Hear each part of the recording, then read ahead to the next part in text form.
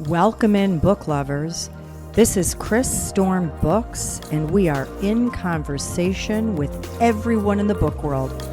We're looking for the buzz, the trends, the stories behind the stories, and even a few secrets. Let's get started. Well, welcome back, book lovers. You're going to be very excited about the guest we have with us here today. You know the name Stuart Woods. He has written 90 novels over his career. We regret that he had passed away, but we're very excited that we have someone who is continuing his legacy. And we are here with Brett Battles, who there is no one who could do a finer job continuing these Stuart Woods books. Welcome, here, Brett. So happy to have you. Well, thank you. Thank you for having me. I'm very honored to be here. And before we get started, I want to tell our listeners a little bit about you because you have quite an impressive writing career of your own. You have written 40 novels. Am I right with that? Closer to 50 now, but yes. Wow. Some novellas, some short stories. You are a New York Times best-selling author, all your own. You've been nominated for not one, but 3 prestigious Barry Awards. And I saw that you won Best Thriller in 2009 for Deceived. Right. For the Quite an deceased. Correct. quite an honor. You.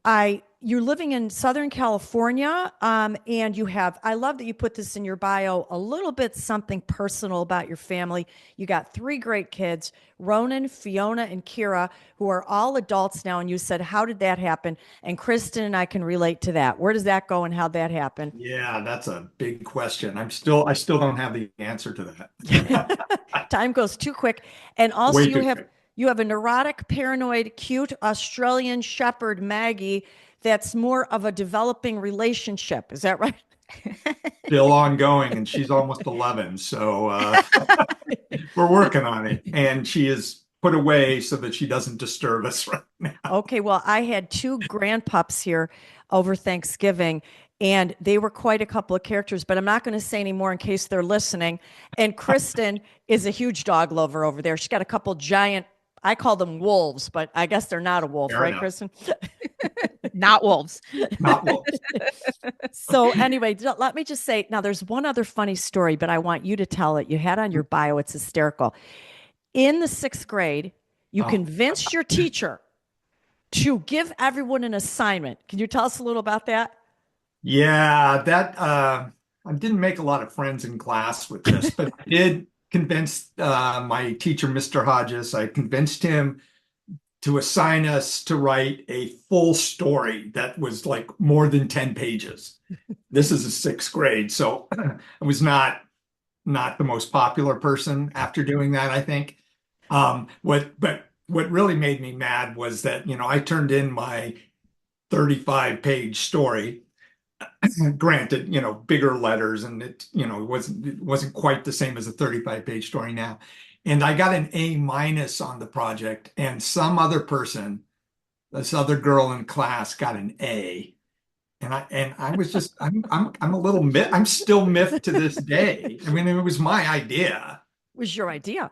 But now, Why but did she I get sees, second, basically? doesn't matter because now she sees you're a famous author and you've won the best thriller 2009 and all of these Barry Award nominations. And there you go. You won in the long run. I hope, knock on wood. That's awesome. Well, we're here, as Chris mentioned, to talk about Golden Hour. And this is one of the books in the legacy from Stuart Woods. And I want to tell our listeners just a little bit of what's happening in the story. I won't give away any spoilers. And if you want to add anything, of course, we would love that at the end. Sure, sure. In the story, we meet again with CIA operative Teddy Fay. And Former CIA. former, that's right. And these days he's working in Hollywood.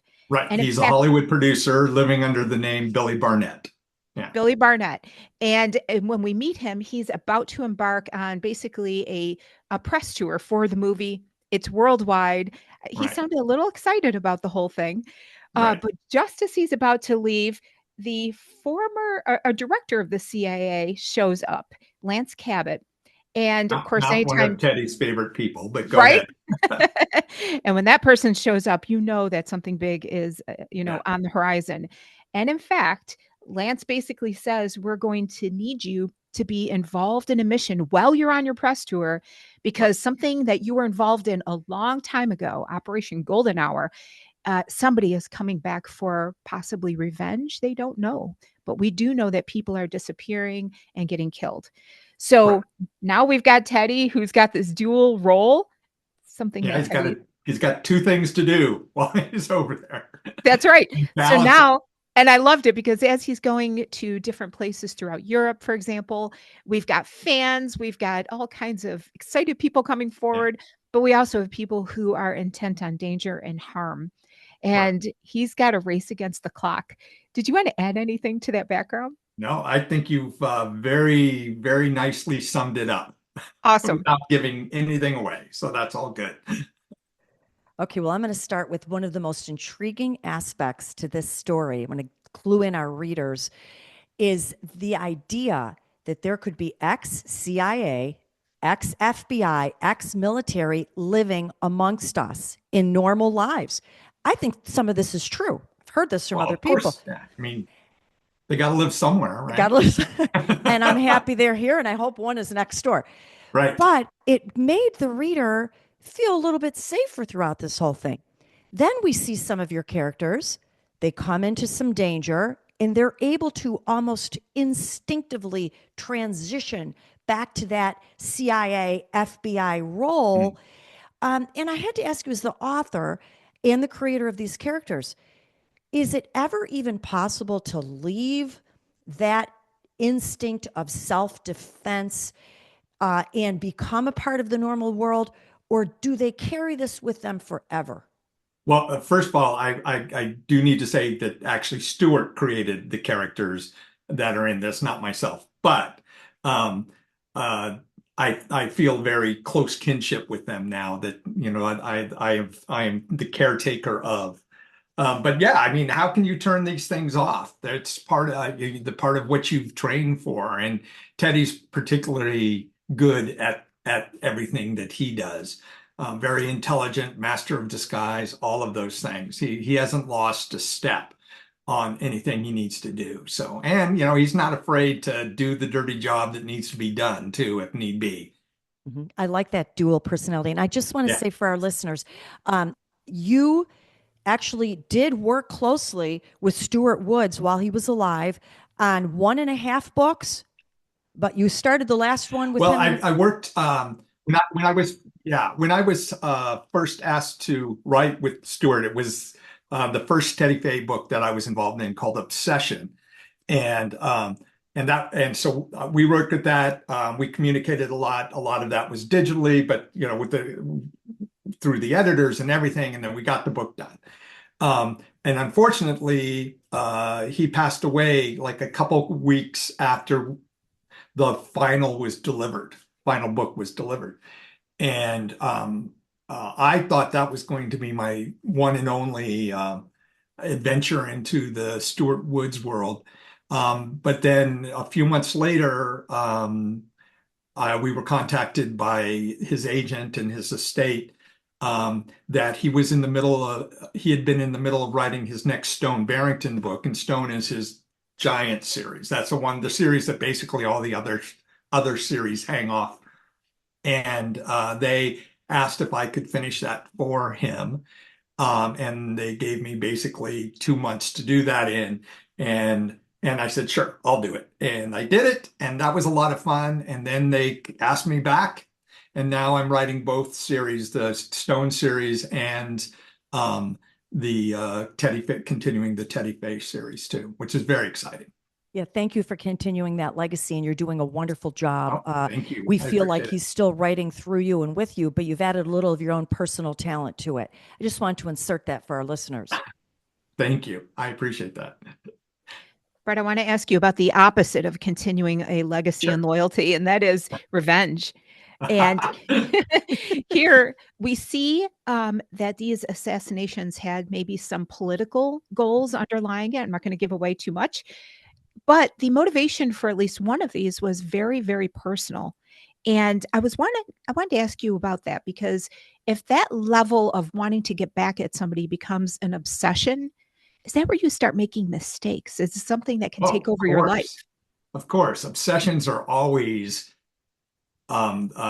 just they're just ripe for making mistakes as far as I'm concerned. That's where, most of your people who are intend to do evil mess up is they just become so obsessed with doing something that maybe they should just let go of that and go do something else. Um, but it also makes it more interesting because it makes it more personal and a personal um, uh, um, retribution or revenge or whatever you want to call it. Anything personal like that is much more intriguing from a reader standpoint, from a writer standpoint, and just from a human standpoint. Is if somebody's doing stuff without any of that behind it and is all just very cold and calculating, yeah, that's interesting to a point. But at some point that just becomes ugh, you know. This way you can kind of go, oh, get into what's happening and into um why the revenge, why the obsession, all that stuff. I enjoy that. Yeah. And it's sure a fine line between, wanting justice for something and obsession and Oh, taking over your absolutely. life. Absolutely. Absolutely. And we're all human and we all become obsessed with something at one time or another. Hopefully not to the, murderous extent, but I want to talk a little bit more about Teddy. For our listeners, formerly CIA, who supposedly had died. Now, he was an expert in disguise. This fascinated me, so much so that his romantic interest didn't even recognize him. So he went under a well, couple different, what is that? Yeah. that's because she met the two versions of him. So Yeah. he didn't realize they were the same. So, It was pretty cool. He went under Teddy Fay, who's gone. He right. went under Billy Barnett. Correct. And then he also went under the award-winning actor Mark Weldon. That is So, correct too. so it was cool Absolutely. to watch him slip in and out of these different disguises. And it wasn't Yeah. just his outfit, it was his mannerism, Right. everything about him. Everything's different. What could, Yeah, go ahead. Sorry. yeah, Sorry. can you expand upon your research into disguises? Like Mm. how could we all assimilate into some of this a little bit? That's a great question. I've been involved in Hollywood and theater and everything throughout my life. So I have not a lot, but I have some um, uh, tangential experience in that area of just changing and doing it. But to me, it's just a fascinating idea of what Stuart set up of this of Teddy, who actually you can see the evolution of Teddy through because he starts out in the Barrington books and he is not a Hollywood producer. Billy Barnett does not even exist until I mean, much later appearance. And then, he becomes Billy Barnett and then he becomes um, Mark Weldon, which Mark Weldon is a very interesting character to me. He's not playing such a big role in Golden Hour, but in the past, he started off as just a stunt coordinator kind of thing because that's Teddy also knows a lot about stuff. So, okay, well, we'll put you in here as a stunt coordinator. And suddenly got into a role, and now he's a big actor. And now he can't go out in public as Mark Weldon, which he used to use his Mark Weldon persona to just be able to go out in public and nobody know who he was. Now he can't even do that. So now I can't use that aspect of that character. But that's interesting to me that, these different characters of Teddy's each have their own growth or their own changes that are occurring and everything. So it's really fascinating and fun group of characters all in one person to play with. It's very fun. And it's also something that sometimes we can only do so well in fiction, Hmm. not translated to the real world. And that's the fun of fiction, to be Right, able to right. go those different places. Hmm. Lots of fun. Exactly right. Exactly right. I actually want to pick up there and ask kind of a related question. Hmm. Jillian used technology including autonomous news and record searches to help find her target. And I Mhm. wanted to ask you, in this day and age with facial recognition and even gait analysis, is it possible for a master of identity switches to outsmart technology? And what does this mean for all of us when we want to, go in a new direction with our lives, with our look, with our career, with our persona? Right. Well, as far as any of us know, I don't work for the NSA, so I can't really speak whether they can or to their abilities. But I do know that their facial recognition has come a long way. The ability to track things has come a long way. There are also still ways, my understanding is to um, uh, fake out these things to a certain extent. Um, what that extent is, I don't know. And again, we're talking fiction. So in the fiction, it's going to be whatever I want it to be. But in the real world, that's a question for the real Lance Cabot and the other members of the CIA and NSA to find out exactly what they can do. But I mean, it's interesting. This, people, we can track ourselves on our phones. We can track just, you get one of those air tags and people are finding that people have put them onto their cars and are following them and stuff. That's scary stuff.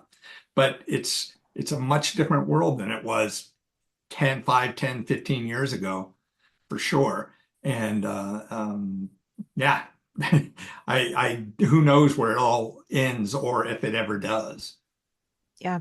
Well, I love that you were playing with this idea of identity throughout Mhm. the story because, again, we all are wrestling with that at all times, right? How do we want to improve ourselves or Absolutely. fresh start, whatever? Absolutely. Well, I mean, Yeah. in many ways, I mean, the Teddy Bay books are they're fun adventure romps of these interesting, fun characters, but they're also exactly that. They're all about identity because he's got three, you know, and what is real and what is not. And I mean, that is an underlying theme throughout the series, I think. Yeah.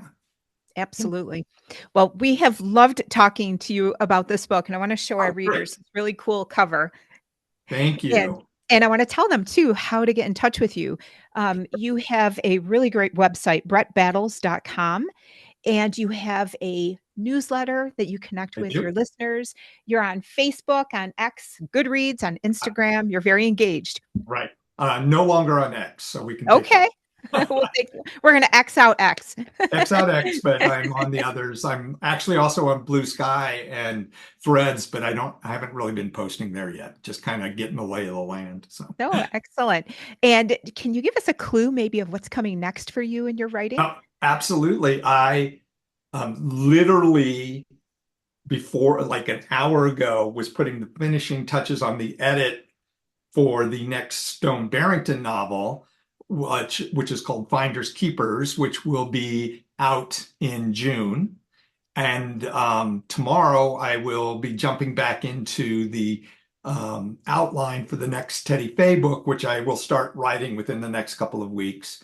That'll be out, I assume, next December. I don't really know the time frame on that one yet. Yeah. Um, so those are both in progress. And plus, I always working on my own books, but these other books are taking up a lot of my time. So those my own books I have to fit in where I can in between. But it just keeps me really busy, I guess. Absolutely. Well, congratulations. Those are exciting things to have on the Thank you. horizon. And again, thank you so much for coming to All right. talk to us about this fantastic book. Thank you for having me. It's been a pleasure. Can't wait You for as the well. next one. Take care. Thank you. Thank you. Bye Bye. bye.